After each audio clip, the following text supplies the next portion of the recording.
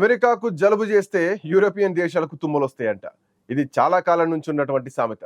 అగ్రరాజ్యంలో ఏది జరిగినా దానికి ప్రతిస్పందనలు ఎక్కువగా ఐరోపా దేశాల్లోనే కనిపిస్తూ ఉంటాయి. సరిగ్గా అదే జరుగుతోంది. అమెరికా పెద్ద సోదర దేశం యూకే కూడా ట్రంప్ బాటలోనే నడుస్తోంది. మేక్ అమెరికా గ్రేట్ అగైన్ అన్న విధంగానే మేక్ యూకే గ్రేట్ అగైన్ అనుకున్నట్టున్నాడు అక్కడి ప్రధానమంత్రి స్టార్మర్. వెంటనే దశాబ్దాలుగా బ్రిటన్ వ్యాప్తంగా అక్రమంగా ఉంటున్నటువంటి ఇమ్మిగ్రేట్స్ పైన దృష్టి పెట్టారు. అంతా అనుకున్నట్టుగానే ఆయన ముఖ్యంగా బ్రిటన్లోని భారతీయులు నెలకొల్పినటువంటి రెస్టారెంట్స్ లో తనిఖీలు స్టార్ట్ చేశారు. ఆ ఆపరేషన్లో ఇన్నాళ్ళు ఏ గొడవ లేకుండా డంకీ రూట్లలో బ్రిటన్ చేరుకొని నిశ్చితంగా పనిచేస్తున్నటువంటి ఆ ఇల్లీగల్ ఇమ్మిగ్రెంట్స్ దొరికిపోయారు. వారందరినీ కటకటాల వెనక్కు నెట్టేసి తర్వాత ఏం చేయాలా అన్న విషయం పైన ఆలోచనలు చేస్తున్నారంట యూకే అధికారులు. అమెరికా చేసినట్టుగానే మిలిటరీ విమానంలో వారిని డిపోర్ట్ చేయాలంటే అంత సీన్ లేదక్కడ. ఇప్పటికే చాలా రకాలుగా ఆర్థిక సమస్యలతో ఉన్నటువంటి బ్రిటన్ వారిని అమెరికా పంపినట్టుగా భారత్కు పంపించడం అంత ఈజీ కాదు. ఏదోలాగా వారిని మన దేశానికి పంపించేందుకు యూకేకు చాలా సమయం పడుతుంది. అప్పటి వరకు మన అక్రమార్కులు బ్రిటన్ ఏర్పాటు చేసినటువంటి జైళ్ల లాంటి పునరావాస కేంద్రాల్లోనే ఉండక తప్పదు. సో ఇప్పటి వరకు అమెరికాతోనే టెన్షన్ పడినటువంటి మన భారతీయ అక్రమార్కులకు ఇప్పుడు బ్రిటన్ కూడా షాక్ ఇచ్చేసింది. తమ దేశంలో అక్రమంగా వలస వచ్చి ఉంటున్న వారిని వెనక్కి పంపించే పనిని బ్రిటన్ ప్రధాని కీర్ స్టార్మర్ వేగవంతం చేశారన్నమాట. బ్రిటన్ వెనక్కి పంపిస్తున్నటువంటి వాళ్ళలో ఇండియన్స్ తో పాటు ఇతర దేశస్తులు కూడా ఉన్నారు.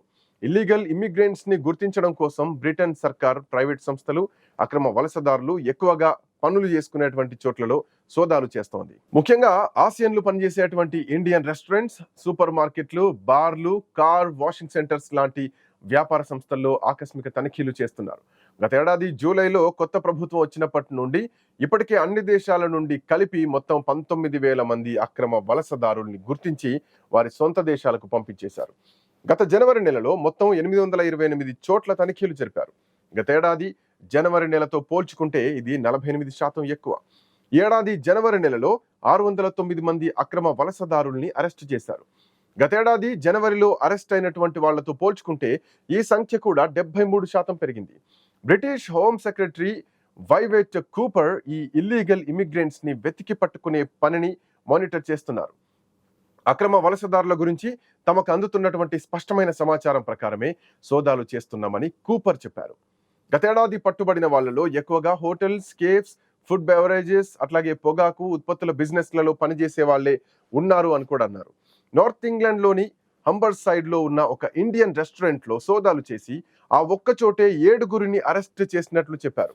మరో 4 అదుపులోకి తీసుకొని ప్రశ్నిస్తున్నారు. విదేశాల నుండి వచ్చే వాళ్ళ కోసం ప్రతి దేశంలోనూ కొన్ని నిబంధనలు ఉంటాయి. విదేశాల నుండి వచ్చేవారు ఆయా దేశాల చట్టాలను గౌరవించాలి. కానీ అలా మొదటి నుంచి ఏ దేశంలోని జరగడం లేదు.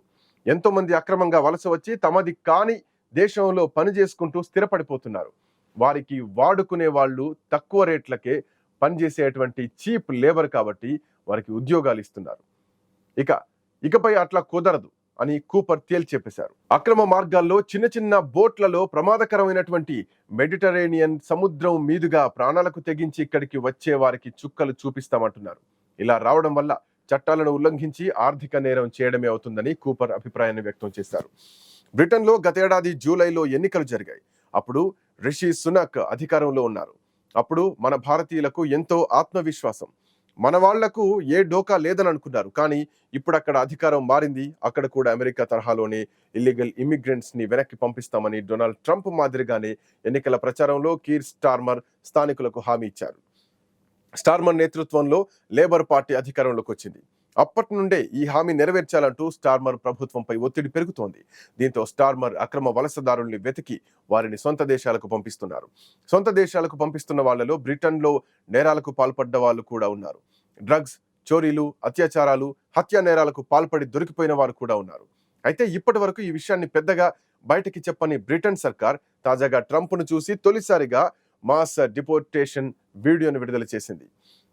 ఎయిర్పోర్టుల్లో బస్సుల్లోంచి అక్రమ వలసదారులు దిగి విమానం ఎక్కుతున్నటువంటి దృశ్యాల వీడియోలను లీక్ చేశారు. అవి ఇప్పుడు సోషల్ మీడియాలో వైరల్ అవుతున్నాయి.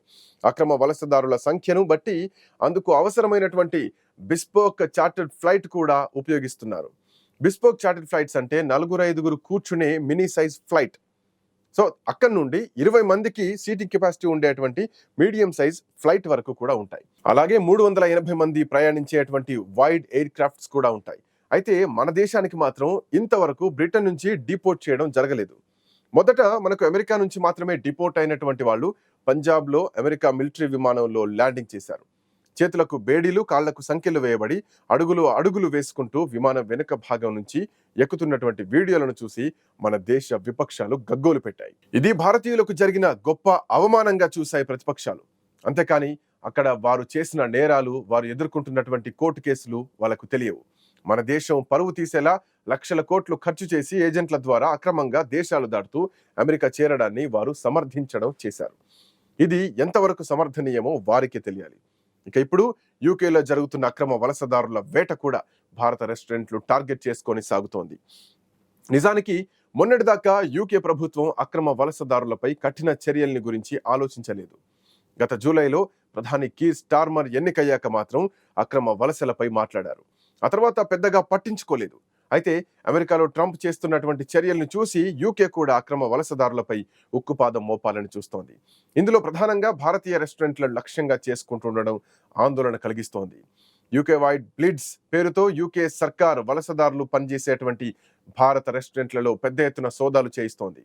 వీటితో పాటు కార్ వాష్ ఏరియాలు, అట్లాగే కన్వీనియన్స్ స్టోర్లు, బార్లపై ముందుగా అనుకున్నట్లే తనిఖీలు చేపట్టింది.